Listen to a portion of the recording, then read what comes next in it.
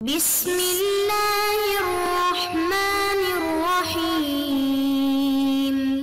اعوذ باللہ من الشیطان اللعین الرجیم، بسم اللہ الرحمن الرحیم، وبہ نستعین وہو خیر ناصر ومعین، الحمدللہ رب العالمین، وصلی اللہ علی محمد وآلہ الطیبین الطاہرین المعصومین۔ ہماری گفتگو کتاب المقاصد سے دوسرے حصے یعنی کتاب البیع کے مباحث میں جاری تھی، اور آج کے درس کا عنوان بیع کی بہترین تعریف اور اشکالات کے جوابات ہے۔ اس کا ایک حصہ آج کے درس میں بیان کریں گے اور اسی عنوان کا دوسرا حصہ اگلے مباحث کے اندر بیان کیا جائے گا۔ تو اس سلسلے میں ہم نے دیکھا کہ گزشتہ ابحاث کے اندر فقہا کے کلمات کے اندر کچھ تعریفات بیع کی بیان کی گئیں کہ جو اشکالات رکھتی ہیں، لیکن آج یہاں پر آپ کے سامنے ایک ایسی بیع کی تعریف بیان کریں گے کہ جو شیخ انصاری رحمۃ اللہ علیہ کی نظر میں تمام ان تعریفات میں بہترین تعریف ہے۔ تو اس درس کے اہم مطالب جو آج مورد گفتگو قرار پائیں گے، ان میں سے ایک مطلب مصنف کی نگاہ میں بیع کی بہترین تعریف ہے، اور اس تعریف پر پہلا اشکال اور اس کا جواب، اسی طرح اسی تعریف پر دوسرا اشکال اور اس کا جواب، اور اس تعریف پر تیسرا اشکال اور اس کا جواب۔ جتنا وقت ہمارے پاس ہوگا ہم ان مباحث کو آج کے درس میں دیکھیں گے۔ تو سب سے پہلا مطلب آج کے اس درس میں مصنف کی نظر میں بہترین تعریف ہے کہ جس سلسلے میں شیخ انصاری رحمۃ اللہ علیہ فرماتے ہیں کہ فَالْأَوْلَى تَعْرِيفُهُ بِأَنَّهُ إِنشَاءُ تَمْلِيكِ عَيْنٍ بِمَالٍ، کہ اس بیع کی جو تعریف ہے یعنی اولا جو تعریف ہے اس بیع کی، وہ ان کلمات سے ہے، اس اعتبار سے ہے کہ بیع یعنی مال کے عوض، مال کے مقابلے میں عین کی تملیک کو انشاء کر۔ بیع یعنی انشاء ہے، عین یعنی مبیع کی تملیک کا، بمال مال کے عوض۔ تو یہاں پر ضروری ہے کہ ہم ان کلمات کو تھوڑا سا تفصیل کے ساتھ دیکھیں۔ تو اس تعریف کے اندر سب سے اہم جو پہلا کلمہ استعمال ہوا انشاء۔ انشاء یعنی جنس کی جگہ ہے جو تمام عقود اور ایقات کو شامل ہے۔ جتنے بھی ہمارے پاس دیگر معاملات ہیں، عقود ہیں، ایقات ہیں، ان تمام میں انشاء ہوتا ہے۔ اب بیع کے اندر جو انشاء ہو رہا ہے وہ انشاء تملیک ہے، لہذا تملیک وہ انشاء خارج ہو گئی اس کلمے سے جس میں تملیک مد نظر نہیں ہے، جیسے طلاق ہے، اس کے علاوہ مثال کسی شخص کو اس کے آقا کی جانب سے اس کو آزاد کرنا، اس طرح کے جتنے معاملات ہیں یا جتنے ایقات اور عقود ہیں، بعض وہ کہ جن کے اندر انشاء تو ہے لیکن تملیک مد نظر نہیں ہے، وہ تمام کے تمام عقود اور ایقات یہاں سے خارج ہو جاتے ہیں۔ اور دوسرا یہاں پر جو کلمہ استعمال ہوا ہے وہ کلمہ عین ہے، کہ یعنی مبیع کہ جو اس عین سے منافع اور حقوق تمام کے تمام خارج ہو جاتے ہیں۔ جس طرح ہم نے گزشتہ ابحاث کے اندر عین کے حوالے سے مفصل توضیح دی تھی کہ مبیع جو کہ یہاں پر بیع کے اندر ہے وہ عین ہے، یعنی اعیان میں سے کوئی عین ہے اور یہاں سے منافع اور حقوق تمام خارج ہو جاتے ہیں۔ پھر تیسرا چوتھا کلمہ جو یہاں پر ہے وہ مال، کہ جس سے مراد عوض ہے، اور یہ مال عین اور منفعت دونوں کو شامل ہے۔ اس حوالے سے پہلے بھی گفتگو ہو چکی ہے، اور اس سے وہ حقوق خارج کر دیے کہ جن پر مال صدق نہیں کرتا۔ یعنی ہم نے حقوق کے بھی اقسام بیان کیے تھے، کچھ حقوق ایسے تھے کہ جو قابل معاوضہ تھے، یعنی ان حقوق کی نسبت مال دیا جا سکتا تھا، لہٰذا ایسے حقوق کے جو قابل معاوضہ تھے اور ان کے مقابلے میں مال دیا جا سکتا ہے، یہاں پر جو بے مالن کہا، یہ وہ حقوق خارج ہو گئے، کیونکہ گرچہ وہ حقوق اس قابل ہیں کہ ان کے مقابلے میں مال دیا جائے، لیکن خود وہ حقوق اموال میں سے حساب نہیں ہوتے، ایسے نہیں ہے کہ ان پر مال صدق ہو، لہٰذا اس بے مالن کے ذریعے وہ تمام حقوق خارج ہو جاتے ہیں، اور یہاں پر عوض جو ہے وہ عین اور منفعت ان دونوں کو شامل ہوتا ہے۔ اچھا، ہم یہاں پر جب دیکھتے ہیں کہ اس عین جو کہ انشاء و تملیک عین کہا کہ جس سے منافع اور حقوق خارج ہو گئے، تو یہاں پر ہم دیکھتے ہیں کہ اس طرح باب اجارہ اس کو یہ بیع شامل نہیں ہے، وہ یہاں سے خارج ہو گیا۔ اس طرح جو ہے وہ باب عاریہ، باب حقوق، یہ تمام چیزیں یہاں سے خارج ہو جاتی ہیں۔ اور یہاں پر ایک سوال ہوتا ہے کہ آیا مصنف نے جو یہ تعریف بیان کی ہے، آیا اس تعریف پہ وہ جو گزشتہ تعریفات بیان کی گئیں ان پر جو اشکالات تھے وہ یہاں پر مترتب ہوتے ہیں یا نہیں ہوتے؟ تو شیخ انصاری رحمۃ اللہ علیہ فرماتے ہیں کہ وَلَا يَلْزَمُ عَلَيْهِ شَيْءٌ مِّمَّا تَقَدَّمَ، گزشتہ تعریفات پر جو تین تعریفیں بیان ہوئی کلمات فقہا کے اندر، ان پر جو اشکالات مترتب تھے، آقا فرماتے ہیں کہ اس اولا تعریف پر ان میں سے کوئی بھی چیز، کوئی بھی اشکال مترتب نہیں ہوتا۔ البتہ سابقہ اشکالات کے علاوہ دوسرے کچھ اشکالات کیے گئے ہیں کہ جو قابل جواب ہے۔ لہذا اس حوالے سے شیخ انصاری رحمۃ اللہ علیہ فرماتے ہیں کہ وہ جو اشکالات یہاں پر کیے گئے ہیں اور وہ قابل جواب ہیں، ان کی طرف اشارہ کرتے ہیں کہ نعم یبقى علیہ امور، کہ اس تعریف پر کچھ امور باقی ہیں، یعنی در واقع کچھ اشکالات کو جو یہاں پر کیے گئے ہیں ان کے جوابات دینا چاہتے ہیں۔ ان میں سے پہلا اشکال اس سلسلے میں فرماتے ہیں کہ منہا انہ موقوف علی جواز الایجاب بلفظ ملکت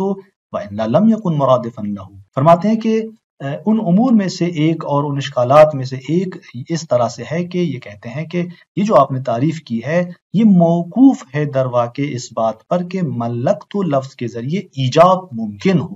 وَإِلَّا اگر یہ ایجاب ملکتو کے لفظ کے ذریعے ممکن نہ ہو تو لم یکن مرادفا لہ، یہ ملکتو اس بے کے مرادف نہیں ہوگا، اور پھر جب ملکتو مرادف نہیں ہوگا، مساوی نہیں ہوگا کلمہ بے کے، تو پھر یہ تعریف مورد اشکال قرار پائے گی، کیونکہ اس تعریف کے اندر کہا گیا کہ انشاء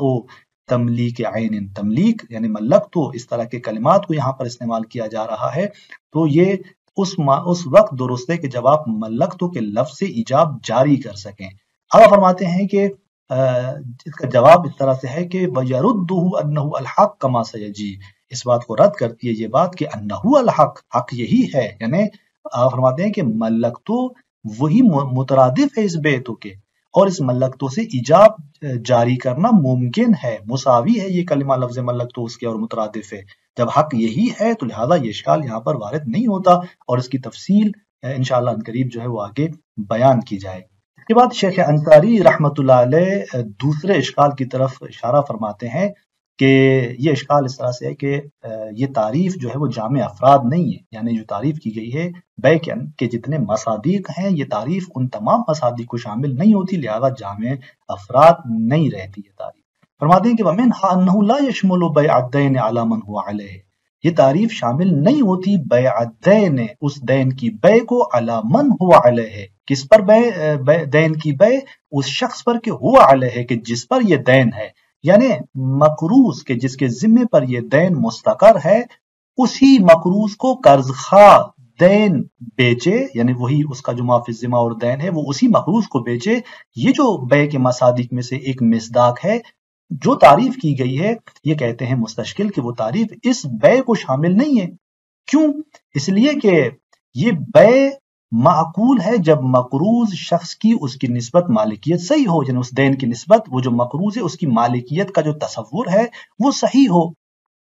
جبکہ اس کی یہ مالکیت اس کے اپنے دین کی نسبت درست نہیں ہے۔ تو اب یہاں پر جب بیع الدین علی من ہوا علیہ کے اس مورد میں کہ جو بے کے مصادیق میں سے ایک مصداق ہے، یہاں پر مالکیت قابل تصور نہیں ہے، درست نہیں ہے، تو یہ تعریف یہاں پر اس کو شامل نہیں ہوتی۔ اچھا، یہاں پر مالکیت کیوں درست نہیں ہے، کیوں قابل تصور نہیں ہے، کیوں وہ اپنے معافی ذمہ اس دین کی نسبت مالک نہیں ہو سکتا؟ فرماتے ہیں کہ لأن الانسان لا يملك مالا على نفسه، انسان مالک نہیں ہوتا ایسے مال کا علی نفسہ جو اس کے نقصان پر ہو، اس کے خلاف میں ہو، یعنی انسان اپنے اس معافی ذمہ کا مالک نہیں بنتا، کیونکہ اگر یہ مالک بن جائے تو اس صورت میں اس کا لازمہ یہ ہوگا کہ انسان خود مالک بھی ہو اور خود ہی وہ مملوک علیہ بھی قرار پائے، یعنی ایک ہی شخص مالک ہی بن جائے اور وہی شخص مملوک علیہ بھی بن جائے۔ تو یہاں پر آپ فرماتے ہیں کہ مستشکل یہ اشکال کرتا ہے کہ بس یہ تعریف شامل نہیں ہوتی اس مورد کو، اس بے کو، جبکہ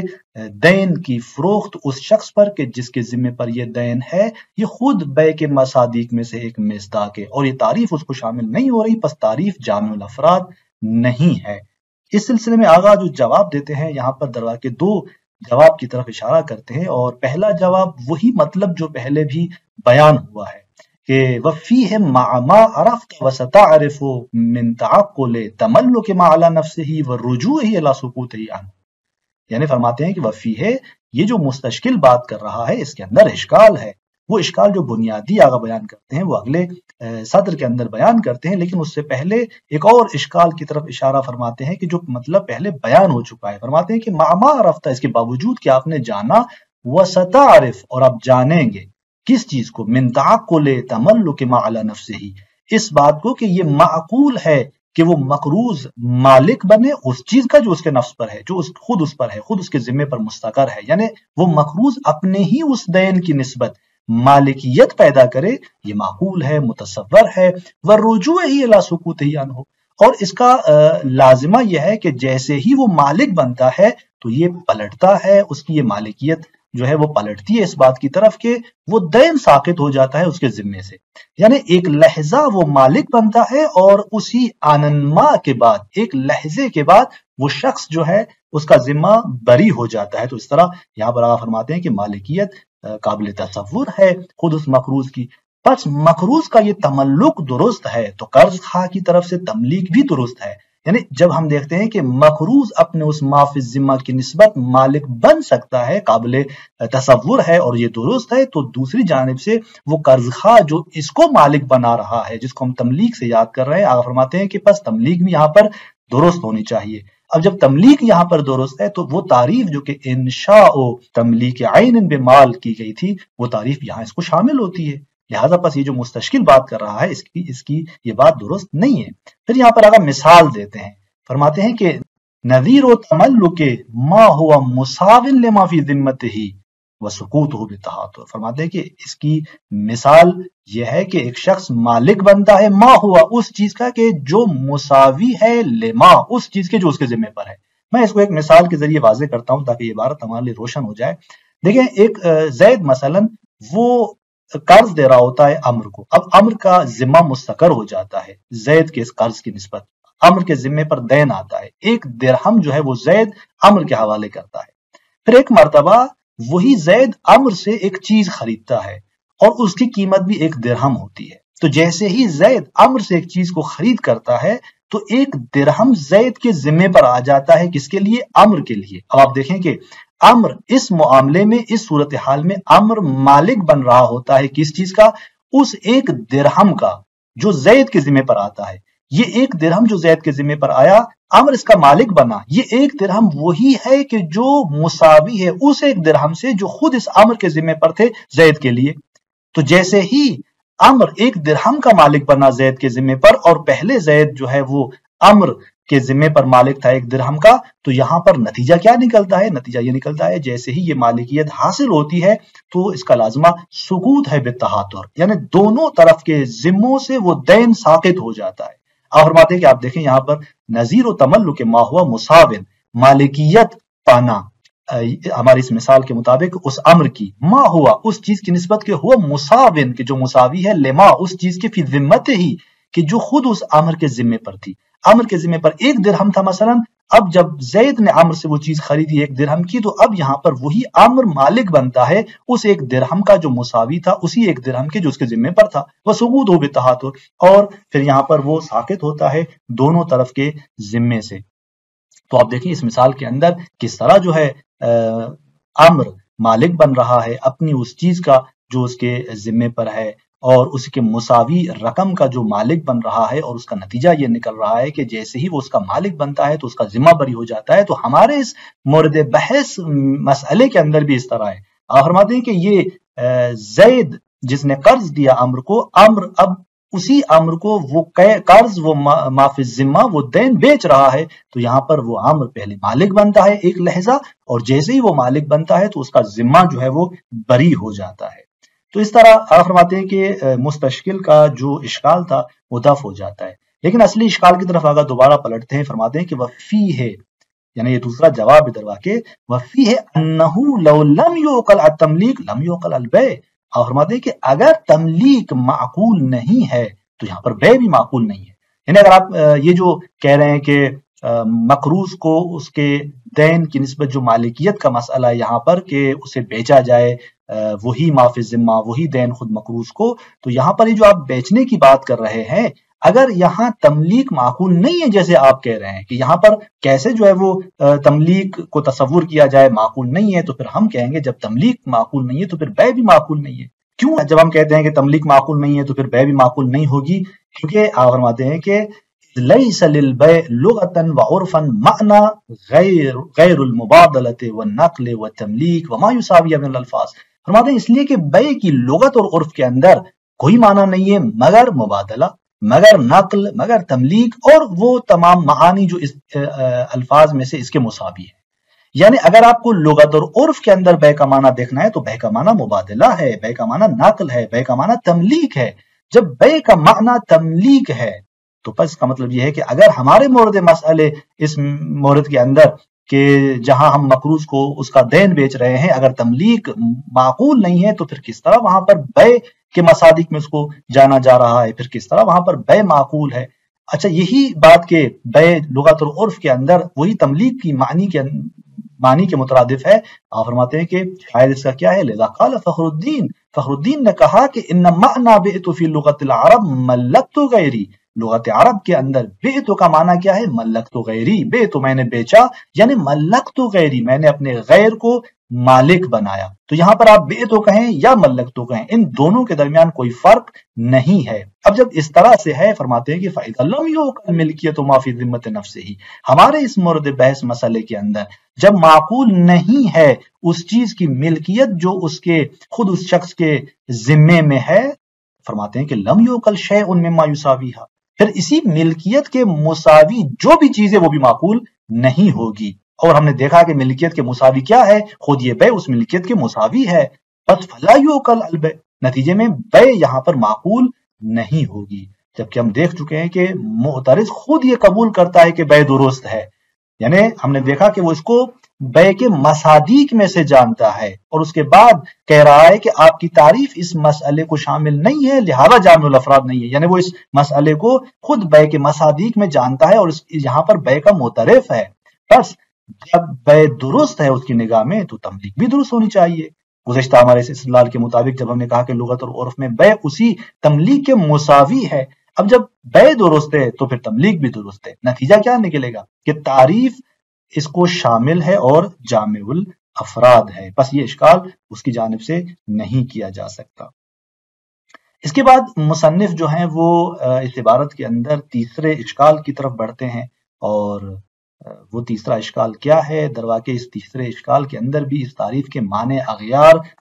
نہ ہونے کے حوالے سے گفتگو ہے۔ فرماتے ہیں کہ یہ تعریف معنی اغیار نہیں ہے، اور اس سلسلے میں فرماتے ہیں کہ وَمِنْهَا أَنَّهُ يَشْمُلُ التَّمْلِيكَ بِالْمُعَاطَات، کیونکہ یہ تعریف شامل ہو جاتی ہے معاطات کے ذریعے جو تملیک انشاء کی جاتی ہے اسے۔ اب اس اشکال کی مزید وضاحت اور اس کا جو جواب ہے وہ ہم اگلے درس کے اندر آپ کے سامنے بیان کریں گے۔ والسلام علیکم ورحمۃ اللہ وبرکاتہ۔